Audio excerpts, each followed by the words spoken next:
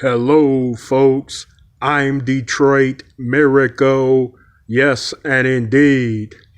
Right now, I am here to talk about more fun, cool stuff for everybody. So, in this such edition, I'm going to talk about the brand new Star Wars streaming series called The Skeleton Crew. I must admit that I've watched the first three episodes and I find it to be very good. It seems to be a great adventure story involved pertaining to some kids, which eventually meet some strange dude that appears to have force powers, and that's debatable whether or not he really has those force powers or is simply using some type of con trick. But they set up all of that nevertheless, where he hooked up with the kids. It started with the kids getting trapped on a spacecraft in which flew out of space away from their homes, and then they found themselves at some type of space bar port where there were all types of villainy and scum in there having drinks. But the shocking part pertaining to that scene where they were in the bar is they apparently spent gold money that was very, very pricey, because they spent the coin on something to eat, and then the bartender saw that coin and said it was a Mint Republic coin or something. So it was incredibly rare. And on those kids' planet, apparently there are huge treasure vaults of those. So they apparently come from an enriched world. Some might say, who is they? Well, they are the kids, the children that was trapped on that spaceship, and eventually they found themselves there at that bar. Okay. And at some point they were hunted and put in jail for something that was drummed up, and then they met a stranger, some human dude, and then he broke them out of jail, and then so their adventure there has begun when they met this dude. At first they were traveling through space alone, trying to figure out what happened. But the ship had accommodations though, and it was safe in there nevertheless.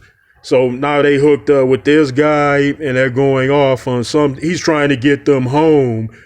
But the fact of the matter is, it appears as though he's trying to take them home in order to steal their treasure or steal some of that money. Even then he mentioned, like, if he takes the children back there, they would offer him some type of reward. So maybe thefts aren't his motives, thefts or robberies. Maybe he would look at it as a reward for bringing them back safely. Now, the film, or the series rather, called The Skeleton Key, is a up-paced children's adventure. I know some might say, oh, it's really Disney stuff. Now, no, it is, but it isn't. It's actually an adventure that many kids and adults can get into, because they could put themselves in their own frame of minds at particular ages in their lives when they were young, rather. And we remember childhood adventures, going out and playing, doing something unconstructive, constructive, and us kids would try to get off into different adventures. Like it might be 2 kids together, 3 kids, 4 kids, 5 kids. I know if it's more than 5, then they think it's a gang, but it really wasn't when it was the children out hanging together. So, so the adventure was like that. They get off into all types of cool stuff in outer space at different spaceports, and while their ultimate goal is to return home. And their planet is supposedly a secret hidden planet. This is another shock.